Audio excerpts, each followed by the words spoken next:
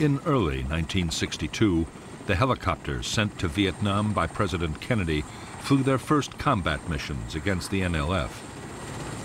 In Operation Chopper, the aircraft flown by U.S. Army pilots ferried 1,000 South Vietnamese soldiers to sweep an NLF stronghold near Saigon.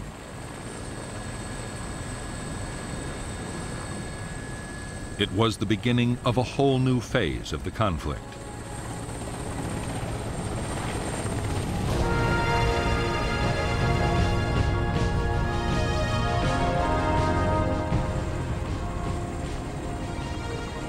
From the start, the American helicopters had a dramatic effect on the fighting.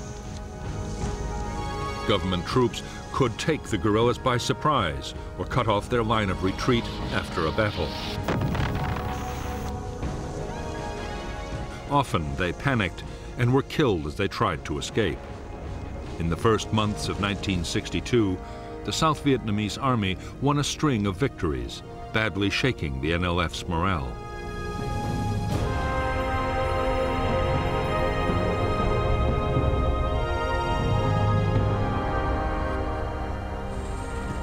Using helicopters for offensive operations called for a whole new set of tactics. It was a complex business in which helicopter forces and ground units had to be strictly coordinated. But the aim was simple. The enemy had to be found, fixed in position, and then defeated. Government troops called it spear and net. Later, it would become known as search and destroy.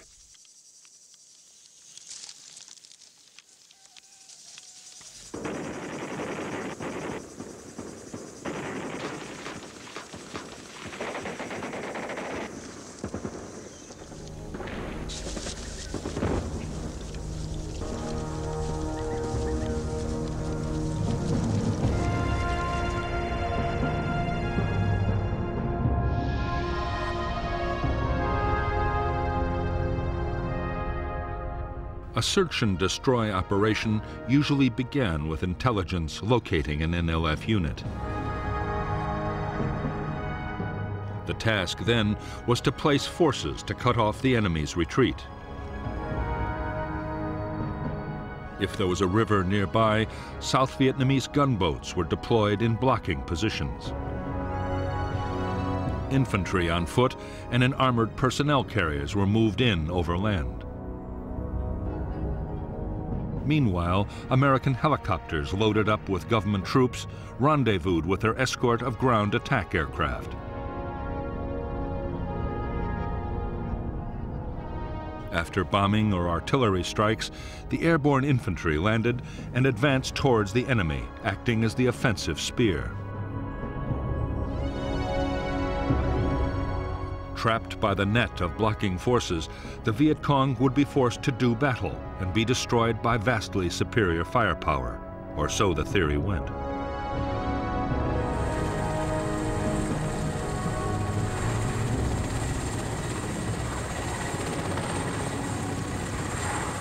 The instant success of helicopter operations seemed to prove that the approach favored by the Americans was the right one. What U.S. advisors wanted now was more and bigger offensive operations.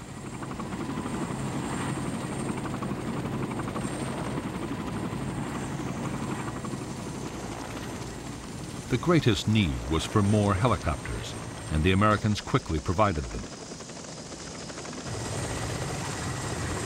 A series of government victories followed, and soon it looked as if the South Vietnamese army might, in the not-too-distant future, actually defeat the guerrillas.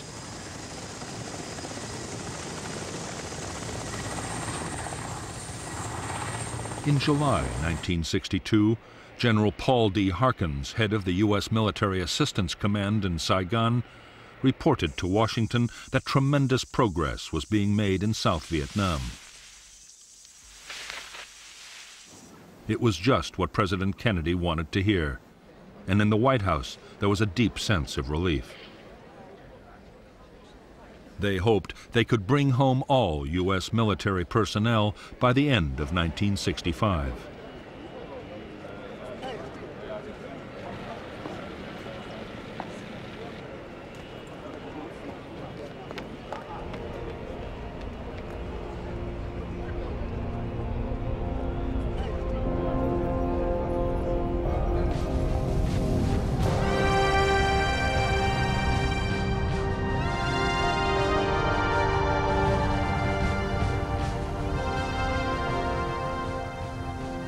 To Ho Chi Minh and the leaders of North Vietnam, the big increase in American military support for the South was deeply troubling. Did the U.S. mean to put in combat troops? Or perhaps even invade the North itself?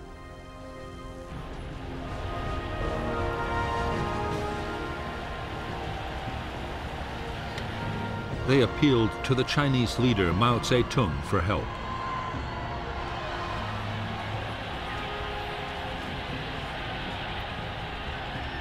Mao was anxious to be seen as the champion of liberation movements around the world. He was also determined to counter the American strategy in Vietnam.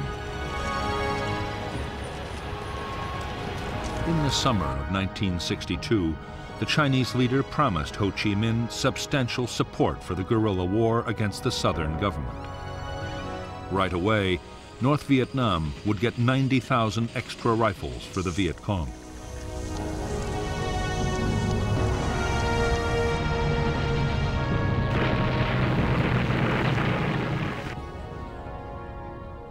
As yet, the Americans knew nothing of the Chinese decision to back the war. They were still highly optimistic. Although the NLF were not being beaten on the battlefield and had managed to hit over 2,500 hamlets in 1962 alone, pacification programs designed to increase government control over the countryside promised real progress in the villages.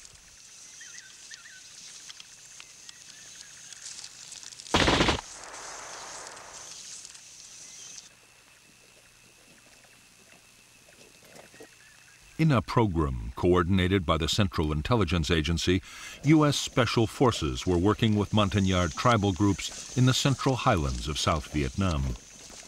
They fortified villages and trained local volunteers to fight the Viet Cong in their own areas. The tactics involved setting ambushes, heavy night patrolling, and above all, responding fast to guerrilla incidents.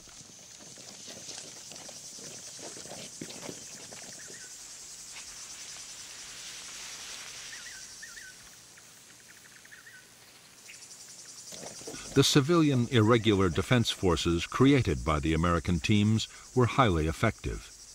The NLF found it increasingly difficult to organize openly amongst the population.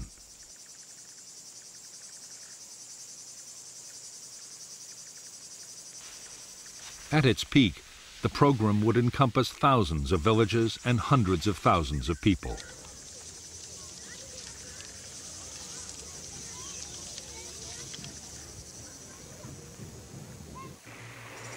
While the effort in the highlands was entirely an American initiative, further south the Saigon government had embarked on its own pacification program.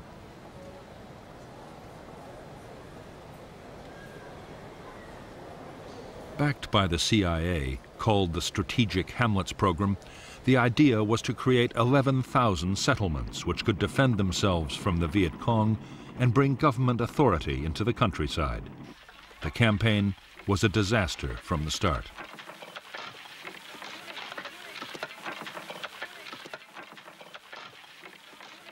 Instead of winning the voluntary cooperation of villagers, the government embarked on a crash program of forced resettlement. Families were moved, sometimes at gunpoint, from their traditional lands and the burial grounds of their ancestors. Funds promised for development were embezzled by corrupt officials.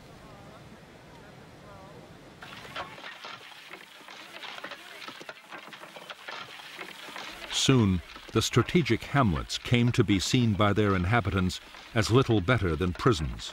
The result was a massive upsurge in support for the NLF, who vowed to destroy the strategic hamlets by every means possible.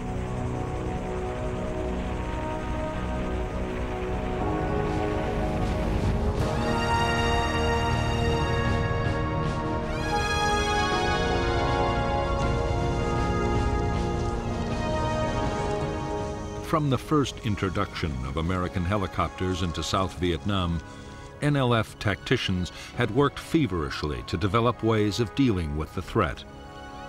They had learned to mount ambushes with heavy machine guns near the obvious landing zones.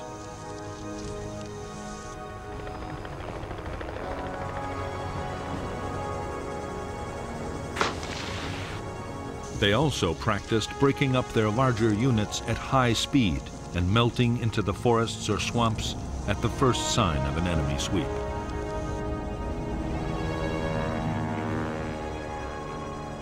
One of the biggest lessons learned by the guerrillas in 1962 was to keep their attacks short. Raids or ambushes were planned to last no more than 15 minutes. The idea was that even with helicopters, government forces would have too little time to react.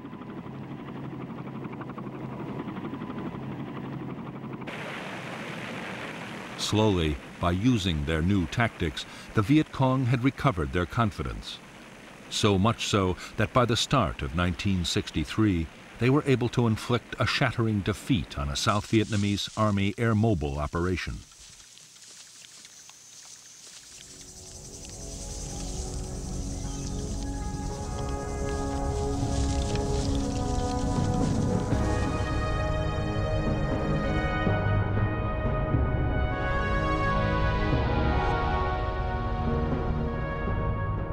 The hamlet of Ap Tan Toi in the Mekong Delta was believed by the South Vietnamese Army to be the location of a Viet Cong headquarters, a radio transmitter, and a small guerrilla force. The Army's 7th Division, with American advice, decided to attack. What they didn't know is that they were walking into a trap. The South Vietnamese Army were lured in so the NLF could for the first time test their effectiveness against militia and airborne units. The operation was launched on January 2nd, 1963.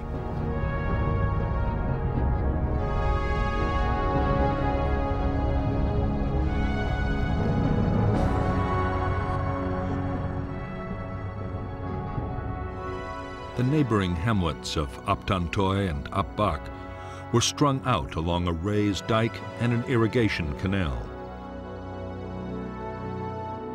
In the tree line was deployed the whole Viet Cong 514th Battalion, reinforced by local guerrillas, altogether nearly 350 men.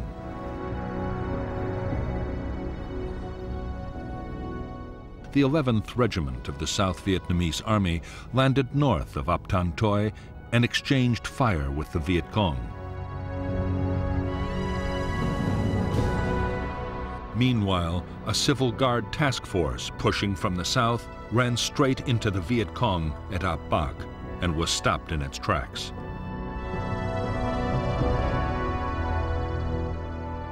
Air and artillery strikes were directed at both hamlets, but the Viet Cong were well dug in.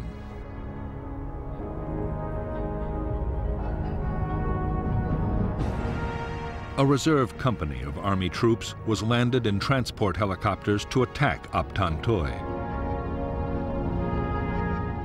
Fire from Ap Bac destroyed 5 aircraft. Next, a company of armored personnel carriers made a disorganized assault on Ap Bac, but was driven off with heavy losses.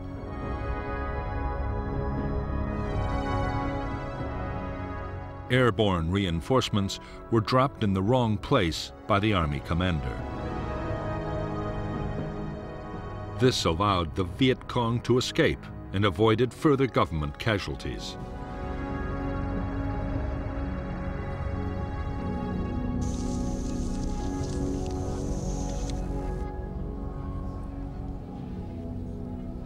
For the Viet Cong, the Battle of Ap Bac was a stunning victory. For the first time, they had stood their ground against helicopters and armored vehicles.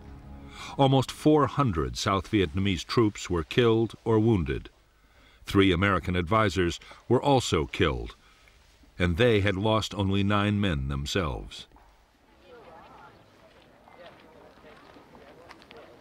As the news swept through the hamlets and villages of Vietnam, Viet Cong morale and recruitment soared.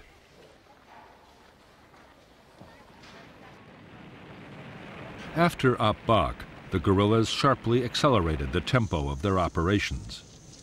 Attacks on strategic hamlets were launched almost every day, and hundreds were overrun. The guerrillas hit isolated government forts, tempting sources of arms and radios. Usually, they set ambushes for any army troops that might be sent to the rescue.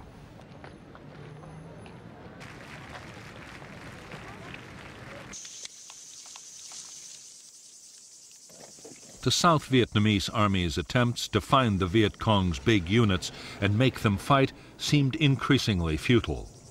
One major sweep after another failed to find the guerrillas in any numbers.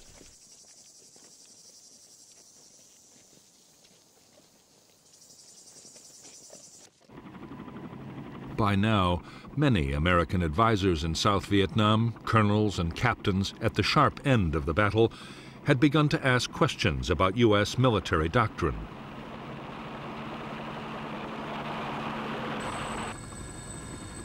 They were training the South Vietnamese to depend on big operations and very heavy firepower.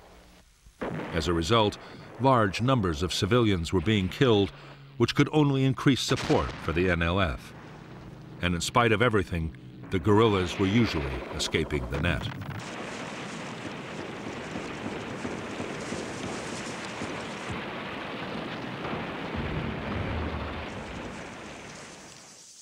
What the advisors wanted were tactics more like those the Special Forces had adopted in the Central Highlands: small unit patrolling, ambushes, and night operations, all the time working closely with local people.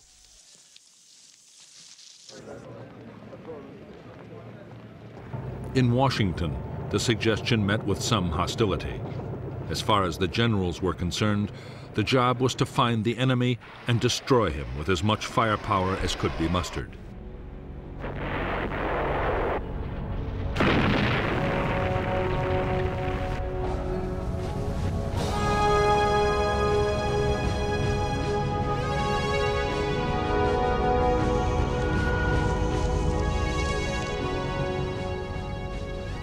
For years, President Diem had filled the ranks of South Vietnam's government officials with fellow Catholics, enraging the majority Buddhist population. From the beginning of May 1963, there were widespread protests. Diem reacted violently. The army raided temples. Monks, nuns, and priests were arrested, and demonstrators were shot in the streets by police.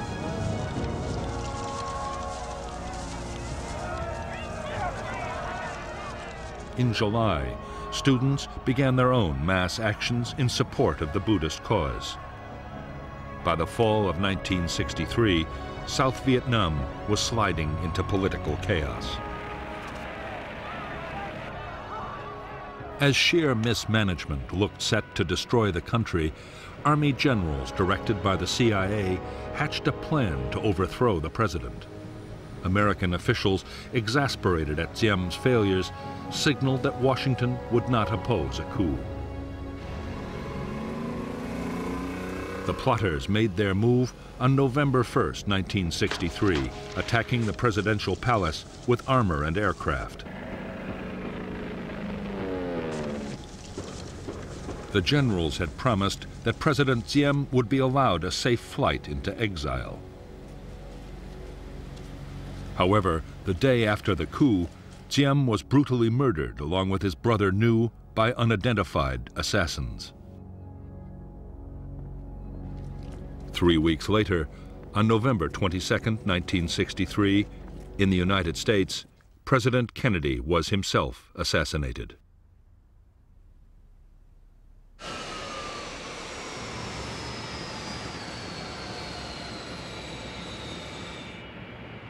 Kennedy's place was taken by his vice president, Lyndon Baines Johnson. Johnson had always been wary of America's involvement with Vietnam. Now he had inherited a strong U.S. commitment to the South. Whatever his private doubts, it was a commitment he was determined to honor.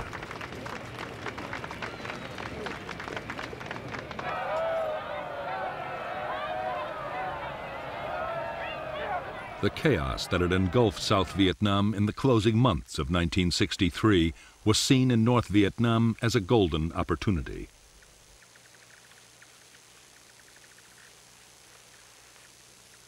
Ho Chi Minh and most of his fellow leaders saw the chance of a quick victory if the war was stepped up fast.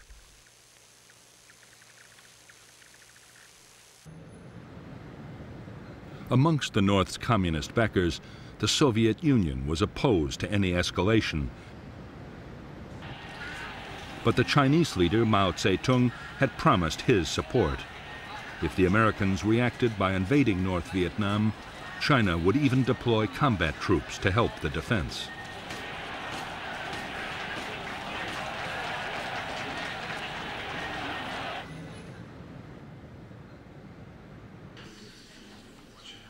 In December 1963 in Hanoi, the Central Committee of the Communist Party approved measures to intensify the war in South Vietnam.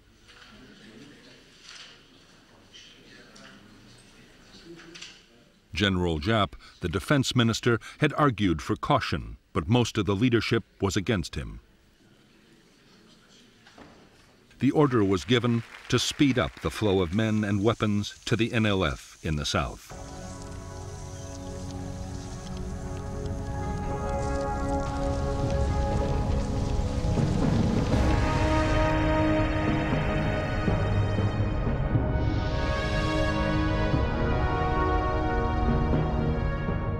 In 1959, a specialized North Vietnamese Army unit, Group 559, had been formed to create a supply route from the north to the Viet Cong in South Vietnam.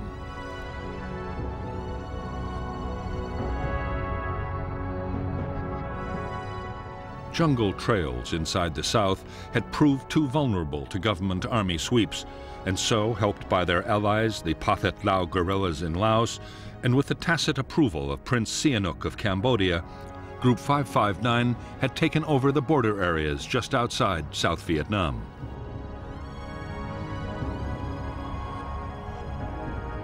A primitive route was developed, soon known as the Ho Chi Minh Trail, with offshoots into Vietnam along its entire length. By early 1964, the trail was being transformed into a secret jungle highway with depots, air defense, and garrisons of permanent logistics troops.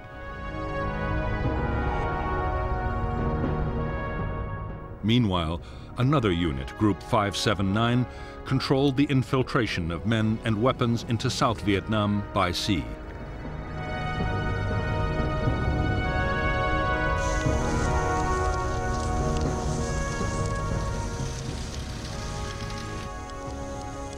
In the first months of 1964, the NLF stepped up their campaign in a concerted effort to push South Vietnam to the edge.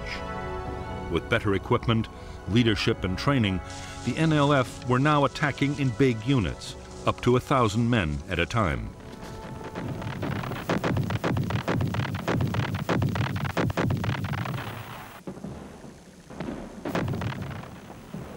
As the guerrillas sensed victory and piled on the pressure, on January 30th, there was yet another military coup in Saigon.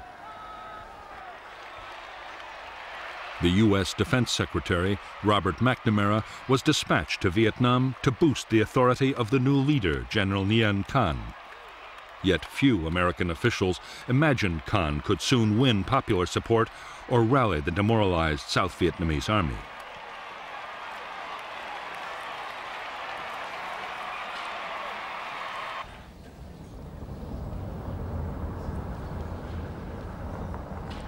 As the crisis in Vietnam deepened, the pressure on President Johnson to take strong action grew almost intolerable.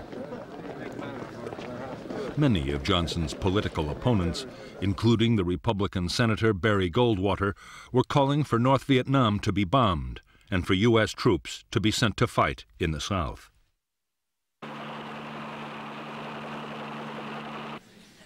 The Joint Chiefs of Staff were also insisting that decisive military action would have to be taken to pressure Hanoi.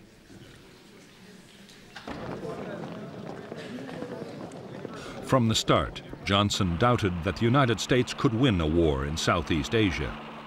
He also believed that neither Congress nor the American people would approve of open military intervention. However, he did agree to covert actions against North Vietnam, including secret bombing of economic targets and villages along the Laotian border.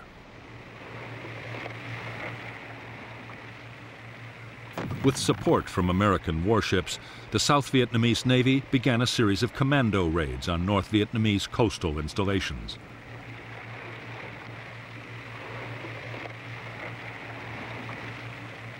It was one such operation in August 1964 that would set the stage for a dramatic clash between U.S. and North Vietnamese naval forces. In the Gulf of Tonkin, the simmering conflict between the United States and Hanoi was sent spiraling towards outright war.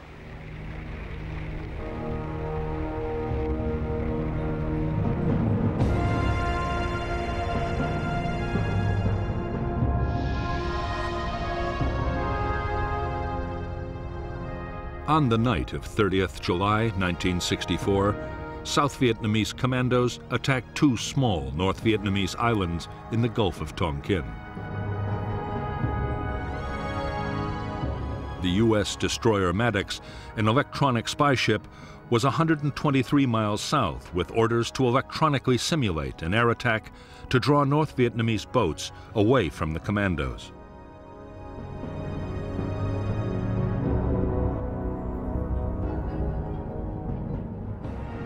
On August 2nd, 3 North Vietnamese torpedo boats approached the Maddox at high speed, mistaking it for a South Vietnamese escort vessel.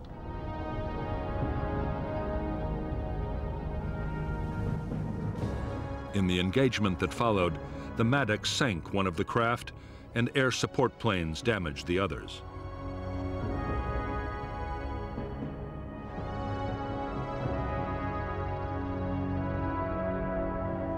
Maddox continued operations, reinforced by a second destroyer, the USS Turner Joy.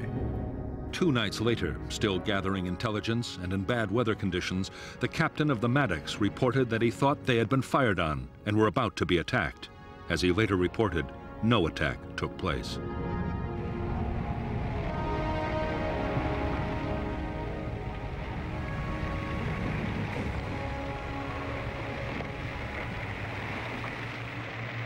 The possibility that the second attack had been imagined by tense sailors in the poor weather conditions was considered and rejected in the White House.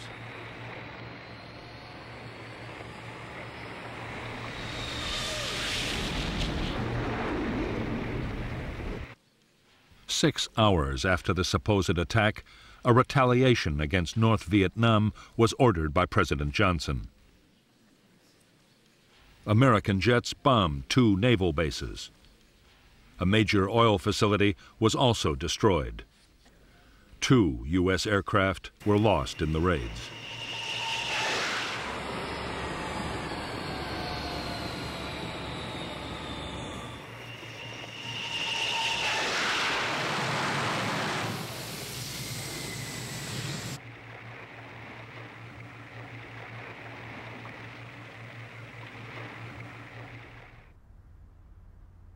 Within hours of the American airstrikes, the Chinese Premier Chou En-lai was calling on the Vietnamese to prepare to fight back.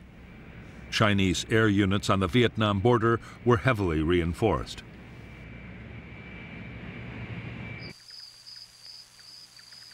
Frantic efforts were made to improve North Vietnam's anti-aircraft defenses. At the same time, jets of the fledgling North Vietnamese Air Force returned to Vietnam from their training base in China.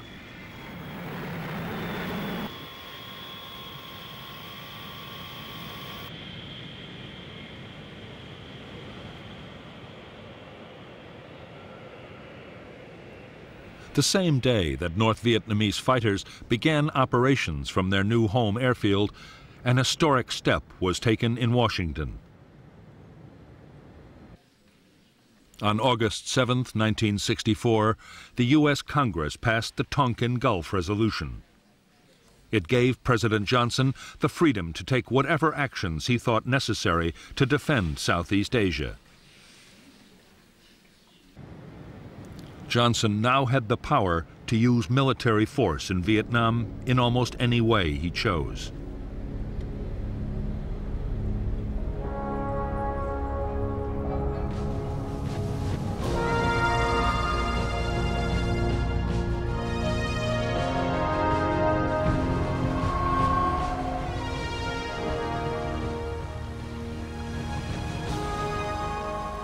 In North Vietnam, there was a growing fear that the United States meant to deploy troops in the south and perhaps even invade the north itself.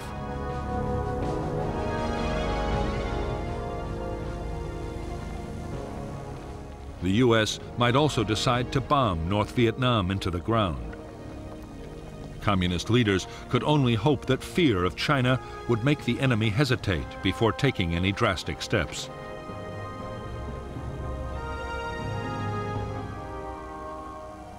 Meanwhile, a bold stroke might win the war in the South before the Americans could intervene.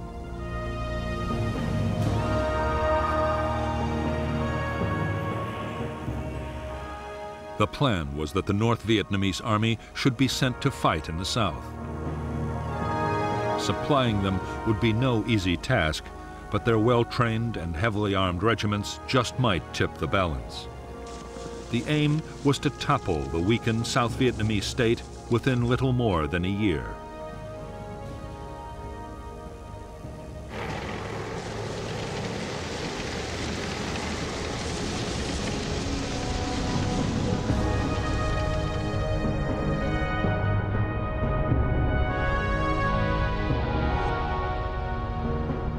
The first North Vietnamese Army units to be raised and trained for combat in the South were the 32nd and the 33rd Regiments of the 325th Division based at Dong Hoi. The 66th Regiment of the 304th would follow next. The plan was that starting in October, the troops would march for 6 weeks down the Ho Chi Minh Trail and enter South Vietnam's Central Highlands in early 1965.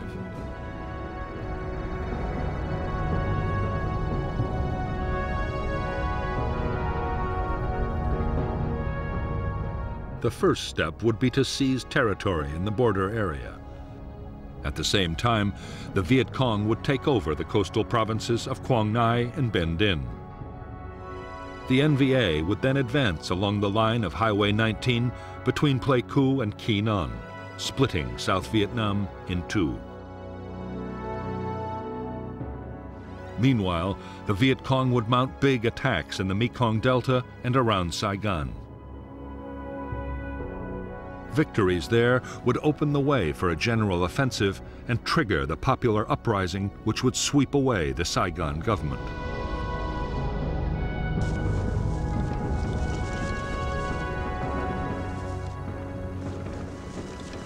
While the North Vietnamese Army prepared its divisions for infiltration into the South, the NLF stepped up their campaign.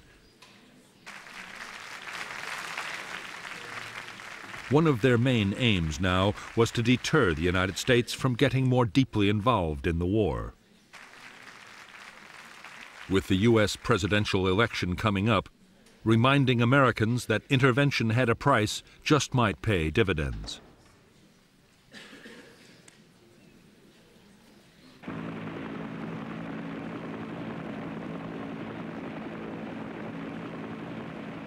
On November 1st, 1964, only 2 days before the election, Ben Hoa Air Base near Saigon was blasted by Viet Cong mortars. 4 Americans were killed and 76 wounded. 5 B-57 bombers were destroyed and 15 damaged. Although the attack seemed a blatant provocation, President Johnson was determined not to react in a way that might endanger his election chances. His restraint seemed to have paid off handsomely when, on November 3, 1964, he resoundingly defeated his rival, Barry Goldwater.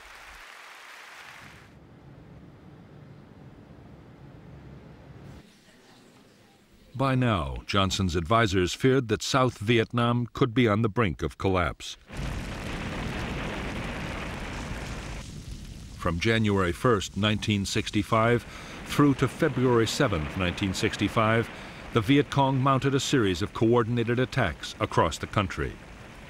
They took and held the village of Binh Gia, only 40 miles from Saigon, severely mauling government army units sent to the rescue.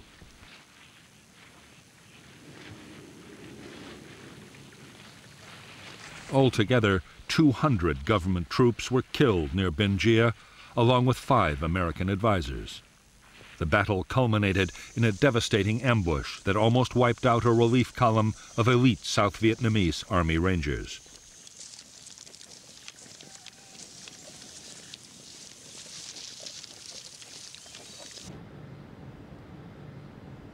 In Washington, the pressure to do something to save South Vietnam was now intense.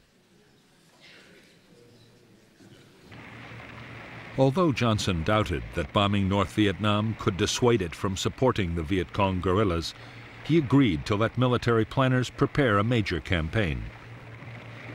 Meanwhile, a series of strikes would be launched as reprisals if there was any major attack by the Viet Cong.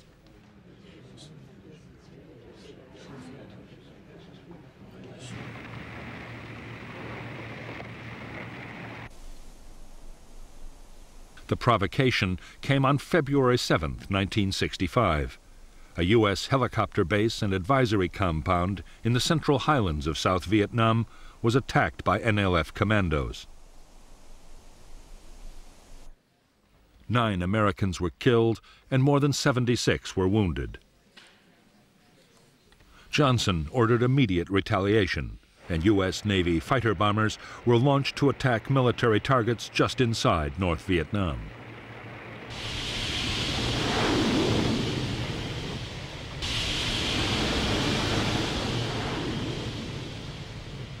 Only 3 days after the U.S. raids, there was another attack by the Viet Cong on Americans.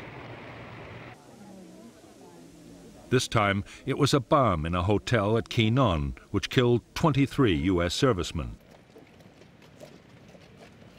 More retaliation strikes were launched, and on February 13, 1965, President Johnson authorized a bigger campaign, codenamed Operation Rolling Thunder.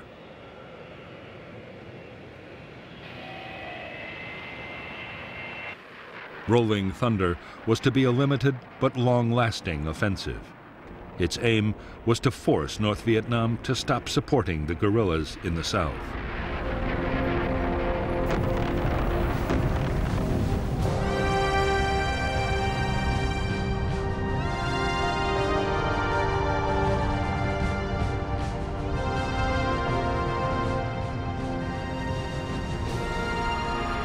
As Operation Rolling Thunder got underway, the chief of the U.S. Military Assistance Command in Saigon, General William C. Westmoreland, grew increasingly worried about the security of bases involved in the campaign.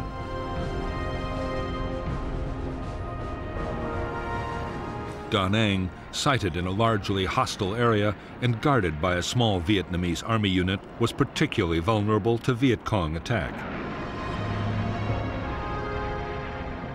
Westmoreland asked for 2 battalions of U.S. Marines, 3,500 men, to be deployed around the base.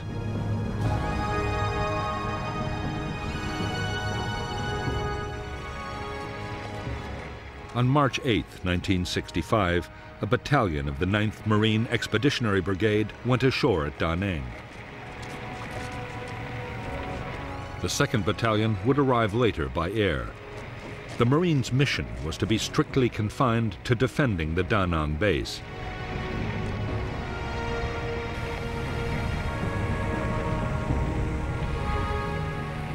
However, even as the troops were landing, General Harold K. Johnson, the Army Chief of Staff, was already in Saigon to talk about much bigger deployments.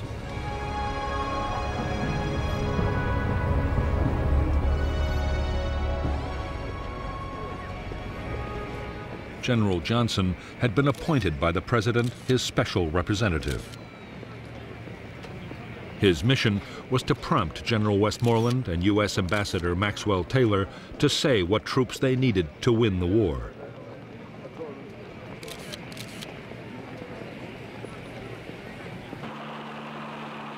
In fact, General Johnson and his fellow commanders on the Joint Chiefs of Staff already had a clear idea of the forces they wanted for Vietnam.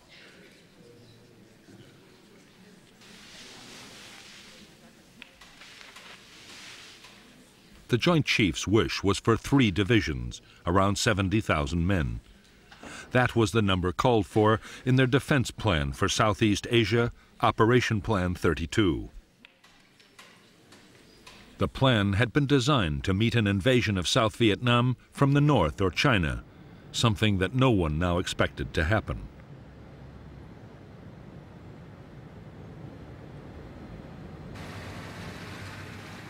However, as part of the plan, airfields, communications, and other facilities had already been put in place.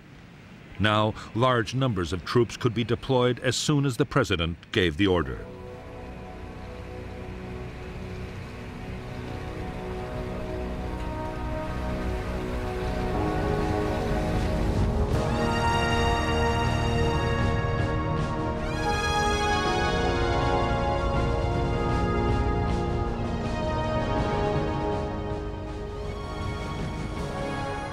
It was American public opinion that most worried President Johnson. He was determined to move slowly on sending more men to Vietnam. He agreed to another 3,000 Marines and 20,000 logistics and support troops to prepare for further deployments. But for the moment, that was as far as he would go.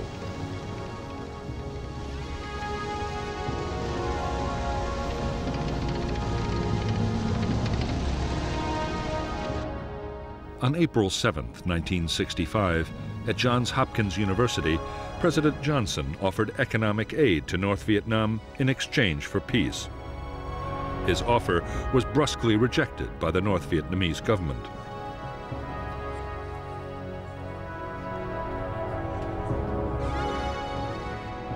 Two weeks later, Johnson agreed to raise U.S. combat strength in Vietnam to more than 60,000 troops. Allied forces from Korea and Australia would be added as a sign of international support.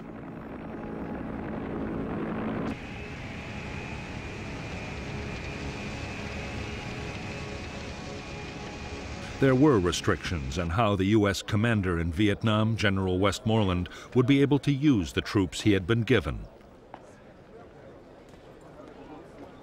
They were to operate only inside clearly defined enclaves around their bases.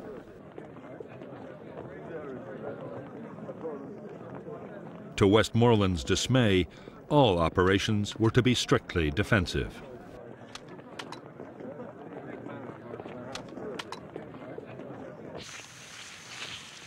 The American policy of defending enclaves would soon be severely tested by the Viet Cong.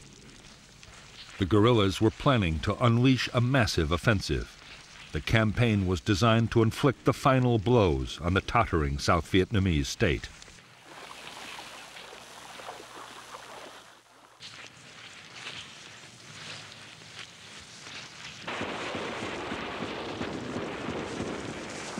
The storm broke on May 11th with a full-scale assault by 2,500 Viet Cong troops on Song Bay, a provincial capital. After fierce battles in and around the town, the Viet Cong withdrew, but only after holding Song Bay for nearly 2 days.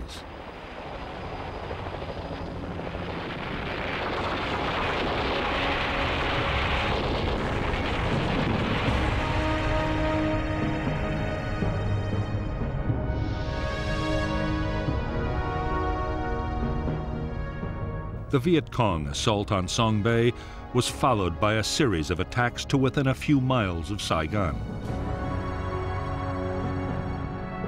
Meanwhile, in the Central Highlands, U.S. intelligence had detected all the elements of the North Vietnamese Army's 325th Division and signs that the 304th was on its way.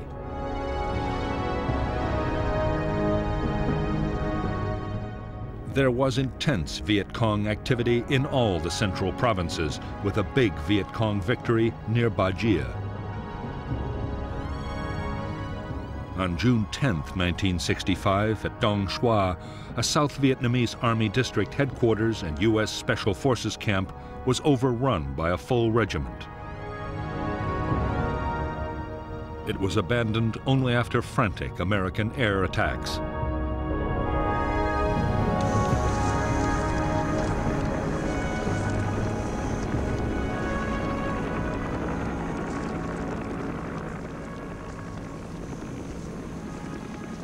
The sheer scale of the Viet Cong's new offensive had far surpassed anything that either the South Vietnamese Army or the Americans had anticipated. The government's best and most mobile battalions had been shattered.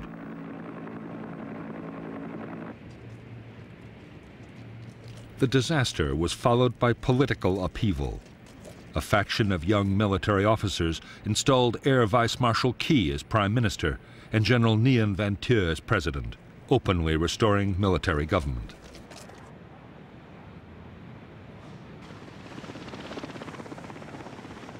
After the Viet Cong's May offensive, it was plain to the Americans that enemy numbers were much higher than they had thought. That meant far more U.S. troops would be needed to hold the line.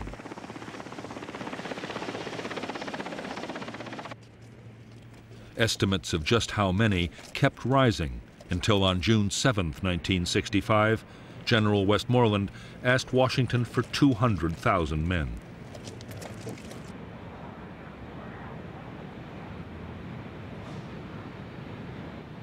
While Westmoreland was waiting for the president's decision, he was given new powers to use the troops he already had more aggressively.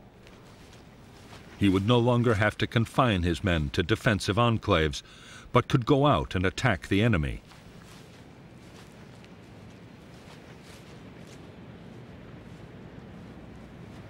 On June 27, 1965, General Westmoreland launched the first purely offensive operation by American ground forces in Vietnam. It was a sweep into NLF territory just northwest of Saigon.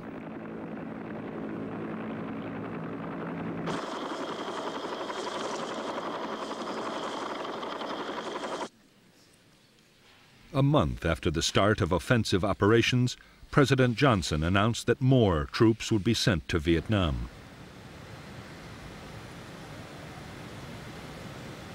He was still playing down the scale of the commitment, but had already decided to deploy the 200,000 men he had been asked for.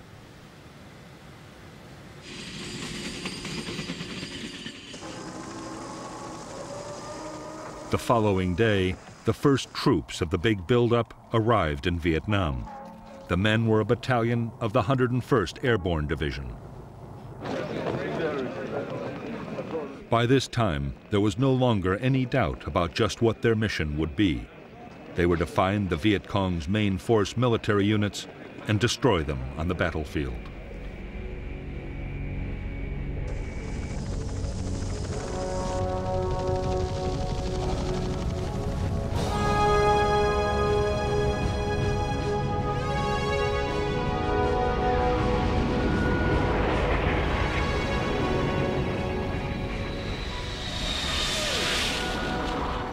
As the buildup of American forces in Vietnam went on, the chances they would be attacked grew by the day. On August 5th, NLF sappers penetrated an oil storage depot near Da Nang and blew up 2 million gallons of fuel. There had been sniping and mortar attacks too, but the real fear was of a large-scale infantry assault overrunning an American installation.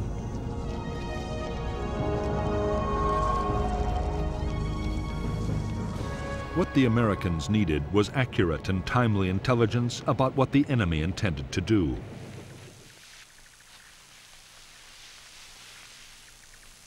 It came when a deserter from the 1st Viet Cong Regiment, a force nearly 2,000 strong, told his captors that his unit was planning to hit the Marine base at Chu Lai.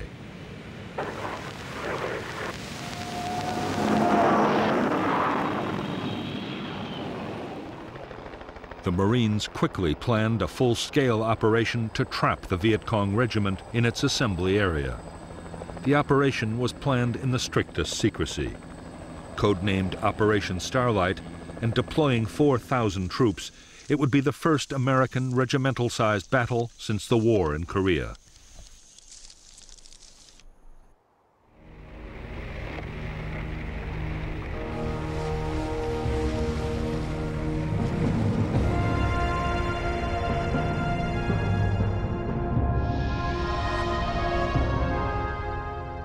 The Marine base at Chu Lai was 15 miles from the village complex of Van Tuong.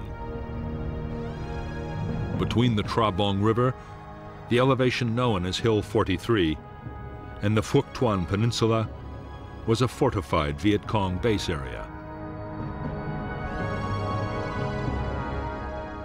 There, the 1st Viet Cong Regiment, made up of the 60th and 80th Battalions, had assembled for the attack on Chu Lai.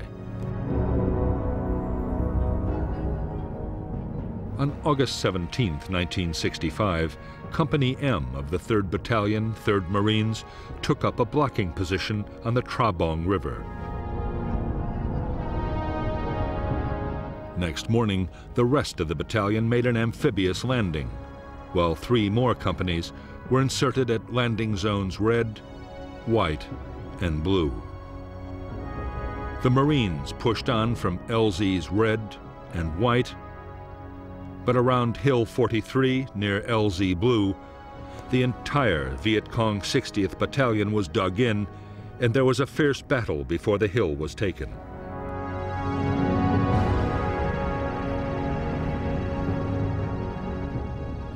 There was also heavy Viet Cong resistance near the hamlet the Americans called A Chuang Tu. But after reinforcement, the Marines succeeded in squeezing the Viet Cong from 3 sides, trapping them with their backs to the sea.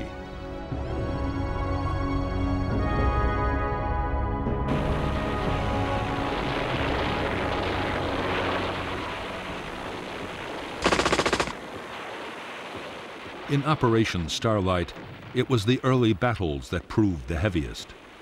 The first 2 companies in action took almost 1/3 casualties.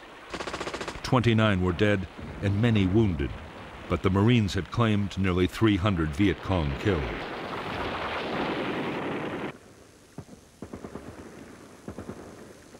The next 5 days involved only small-scale actions. As the Marines advanced, the Viet Cong, numbed by the shattering naval, artillery, and air bombardments, fought delaying actions as they tried to disengage.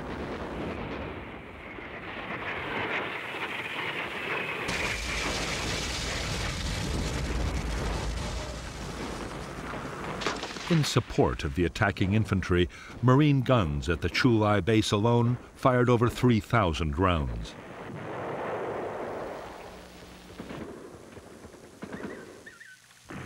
The ships fired another 1,500. Marine air support was so effective that at times aircraft were dropping their bombs within 200 feet of their own troops.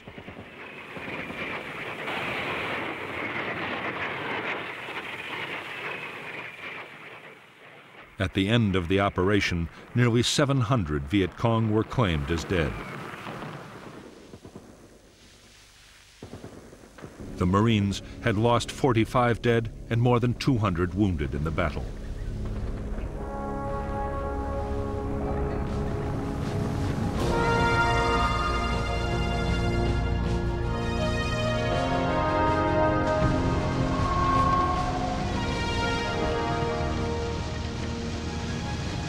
For the United States Marines, Operation Starlight had been a resounding victory. In the first major battle of the war, the guerrillas had been defeated on their own territory and by inexperienced troops.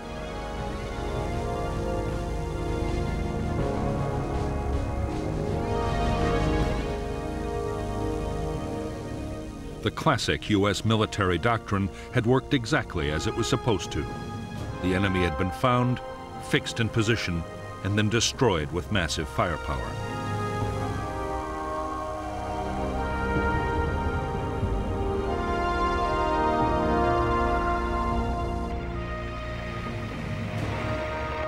the Marines moved fast to take advantage of their victory in Operation Starlight. They launched a series of attacks against NLF concentrations along the coast.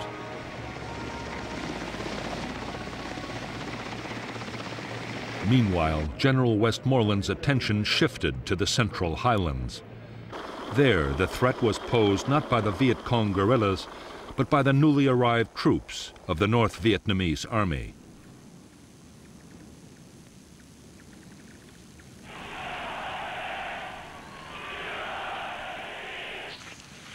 It was against these professional and highly trained regiments that the Americans would fight their next major battle.